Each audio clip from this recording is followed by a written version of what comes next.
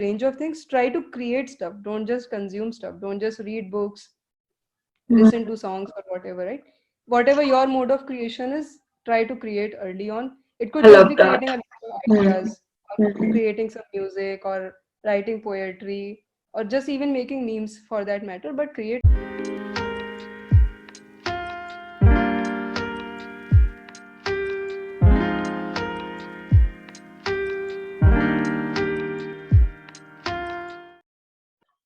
Hello, guys. Welcome to another episode of Career and Life Lessons. And today with me, I have Shubhi Saxena with me here. Ma'am completed her BTech in Computer Science Engineering in 2017 from NIT Warangal. During her stay, she was one of the founding members of Innovation Garage, which is a startup incubation center in our college, and actually one of the most good-looking buildings in our campus as well. And was also an intern at Microsoft India. Post this, she worked as a software developer in Asian, and in 2019, she joined Yellow.ai and is currently an associate product manager in Yellow.ai. So let's welcome ma'am once again. Hi, ma'am. Hi.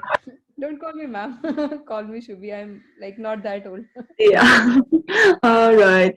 So starting with the first question, Shri, what was your motivation to pursue CSC? Were you always inclined for a career in engineering?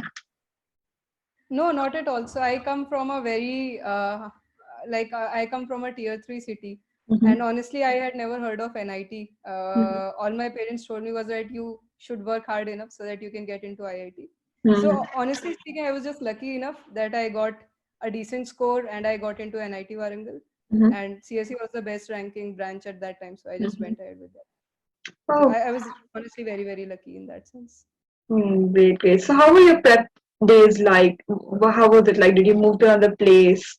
Because you told me you were from tier three city, right? And I know for a fact that often for girl child, things are a little different. You know, they don't like some families already push their daughter to join quota to go to quota to these coaching centers, move to different city just to prep, but some don't. So for you, how was the time during 11th and 12th like?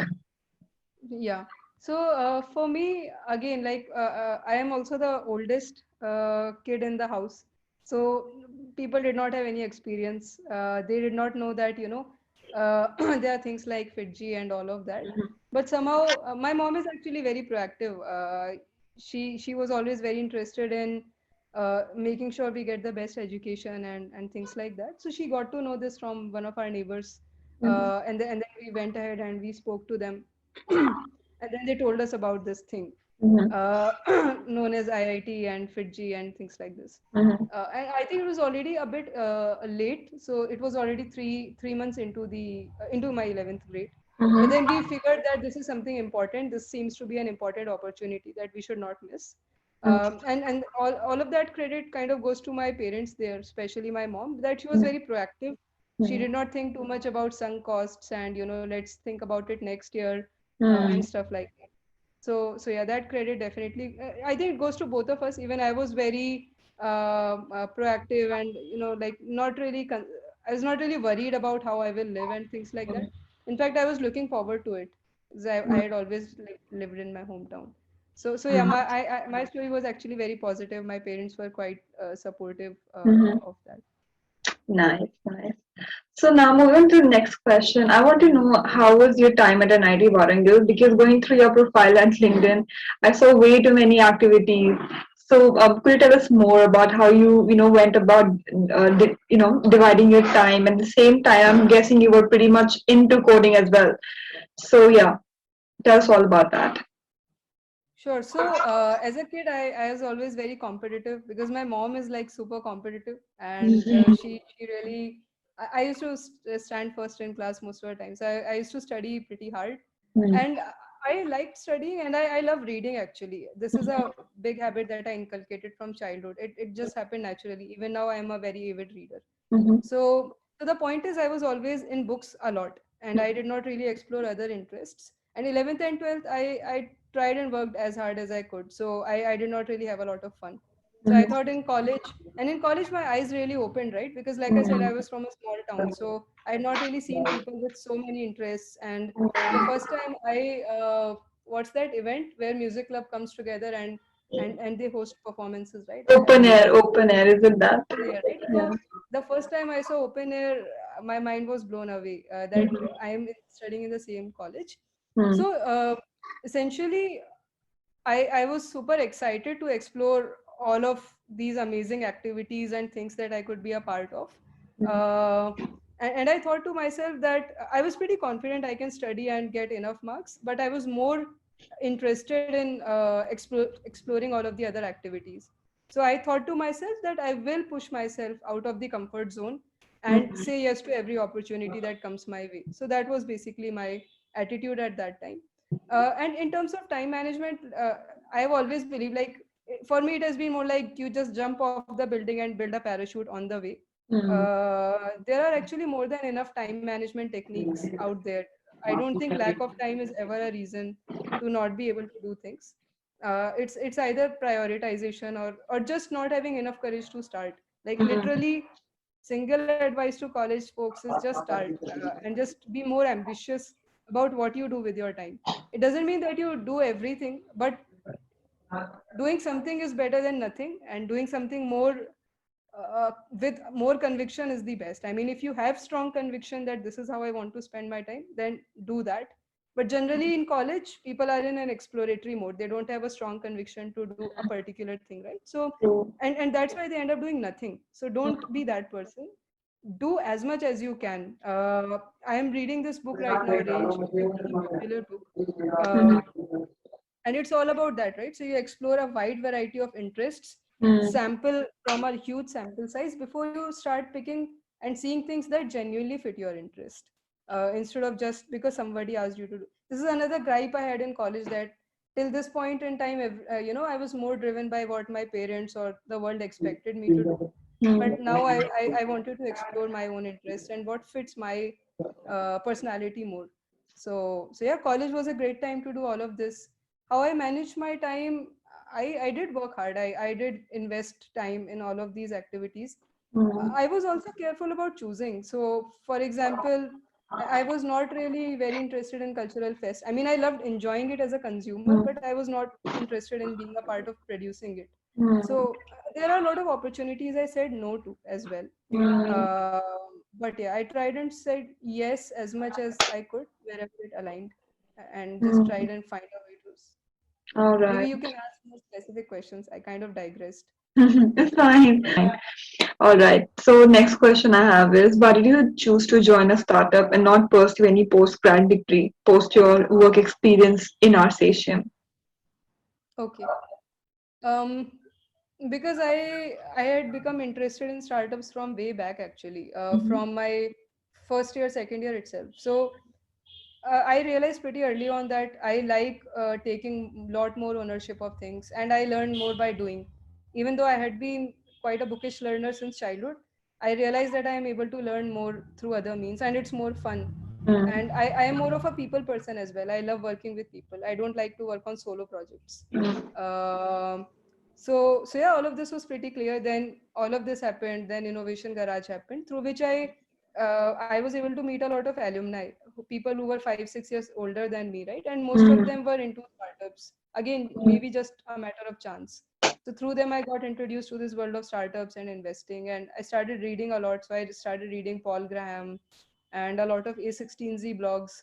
I started reading business books, and I was really enjoying it. So like in college also, I used to code in hostel, but classes were very boring. So in Mhm. class, I would like typically take a book, and whenever I had time, it's not like I did not force myself. I was just enjoying that. Mm. So like Zero to One and some of those really mind blowing books, right, for our age. Mm. Uh, so yeah, it became really clear that I'm interested in businesses and interested in learning by doing. So after Mm. I joined RCCM, again, just the flow, right? I got an offer on campus. Mm. But after around 1.5 2 years, I realized that I was not able to use most of my skills. So most of my time was going into coding, which is Mm. like low on range, right? And more on depth. So I was spending all of my time on a very specific small problem. But I was really curious about how the whole of Arcesium works. Like I read a lot of hedge fund books and investing books at that time because I was curious about how the industry works. Mm, That made me realize that I am generally more interested in the broad spectrum of things. I would mm, rather work on 5 features together than going really, really deep on why a particular bug is not getting solved, right? So it's all about mm, range, depth versus breadth. I am more of a breadth person. So mm. it was clear I will have more fun and I will contribute more, and it will be more aligned with my strengths if I go broad. And product management seemed to be one way to go really broad. I also always wanted to have my own company sometime in the future, Mm. maybe, right? And I Mm. thought, yeah, maybe being a PM will help me learn more about what running a company is like too. So yeah, these were the primary reasons. So coming on to like extending the previous question, can you tell us what does being a product manager feel like? Because as a fresher, students are more open to opportunities in data science or management like marketing, sales, or something core like software developer or testing software testers. So what it is about being a product manager? Okay. Yeah, so I think being a product manager, again, it varies a lot based on whether you are a PM at a small company versus a large company. So your role changes a lot. Mhm, If you are at a very early stage startup, pre-seed, seed stage, right? mhm, Then it means you are building a product from scratch. You are building something that does not exist. mhm, You're creating a new thing. mhm, Generally, if you are post Series A, Series B, either the product exists, maybe you might be again still be building something new, but there is something to build on top of, some ideas to build on top of. mhm, And then if you are at a company like Microsoft, again, it's very different, right? So there it's mhm, more about stakeholder management.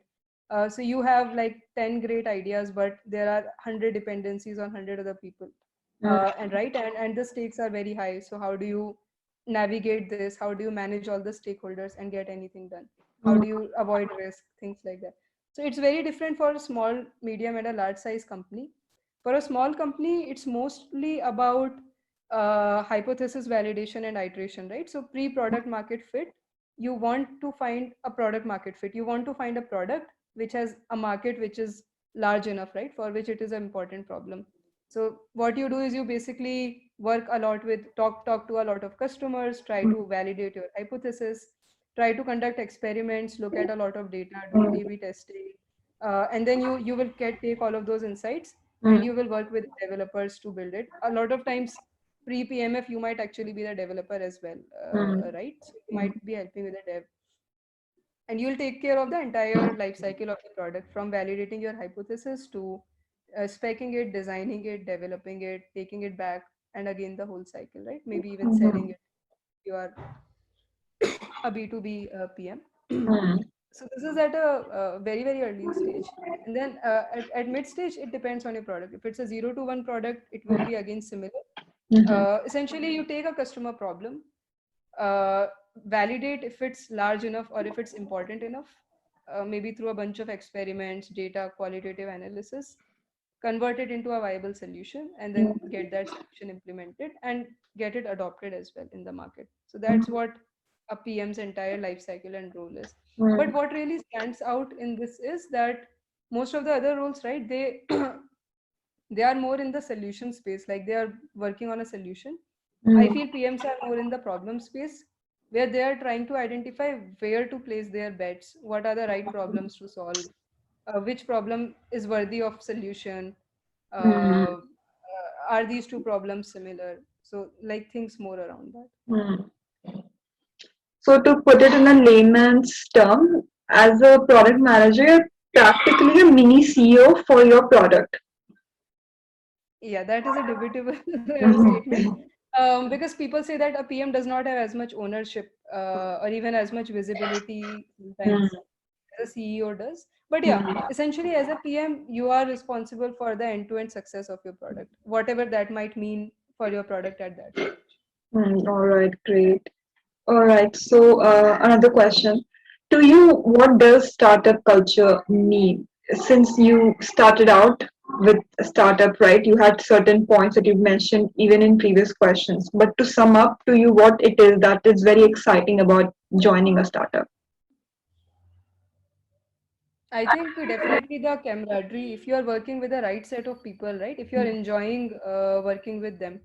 And typically it will be because you are jamming with them at an intellectual level. So like you are all equally passionate about solving a problem, True. and then they come with ideas but maybe with a new perspective that is different than yours, and every day you are just discussing about these problems. They are equally passionate about implementing it, so you are enjoying together. So yeah, that whole that whole camaraderie and jamming at an intellectual level with people who are equally passionate, that is the best thing about Mm. a startup.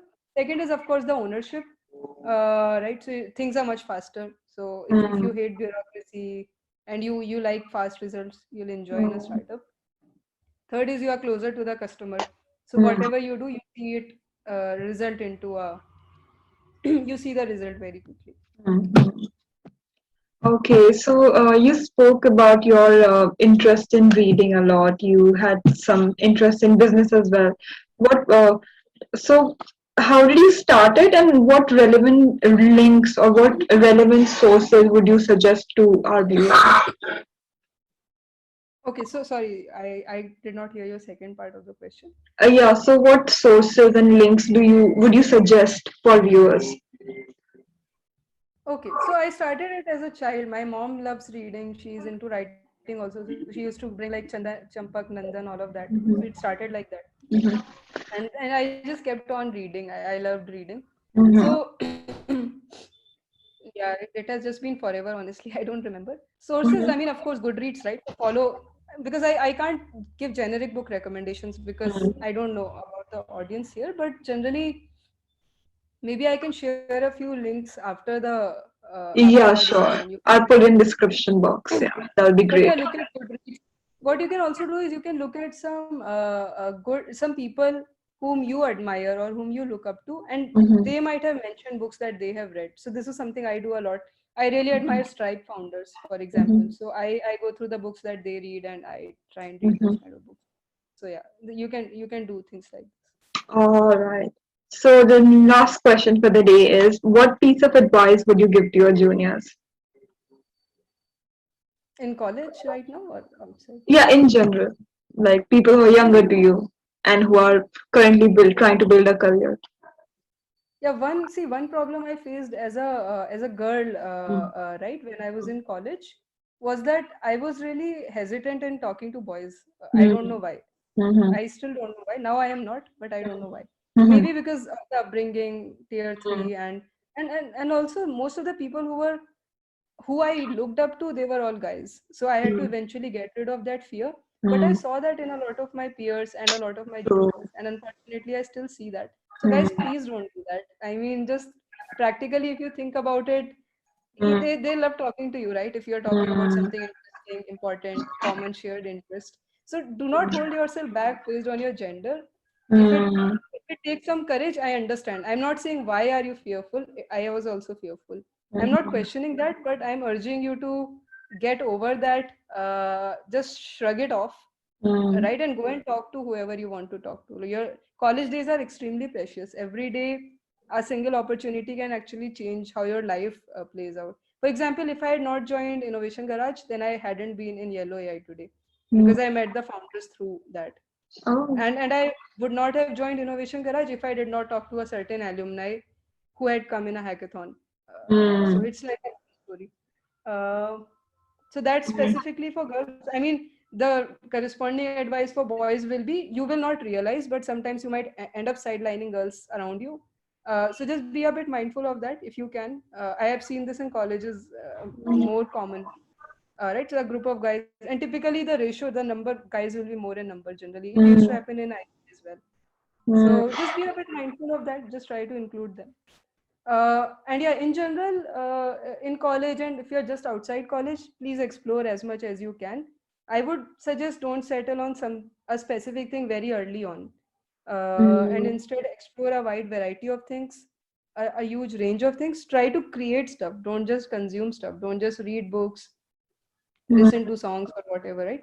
Whatever your mode of creation is, try to create early on. It I could just love be that. creating a list of Mm-hmm. ideas, or creating some music, or writing poetry, or just even making memes for that matter, but create something. Mm-hmm. That's very, very important. And use your time wisely. Be a bit more mindful about how you're using your time. Mm-hmm. Um, that's pretty much it. Yeah, I think it was quite a watch through, a real talk happened today. And I think what you just spoke is something that even I can relate to in my first year. I was also very shy, very fattu to speak to seniors. Especially you will be able to communicate with your second years, मतलब जो immediate seniors होते हैं. But you know, like fourth year के and all, थोड़ा सा you feel like sort of hesitant. So to avoid that, guys, we have this community here. It started out by an NIT Bilingual alumni. So if you're watching this and if you feel the same, then do join our community. The link is in the description. So yeah, check that out. And if you would like to connect with ma'am, then we will also put her LinkedIn account in the description box so that you can keep updated with what she's up to. And apart from that, ma'am, as you said about the links, we'll also post that below. And with that, guys, take care, stay happy, and bye.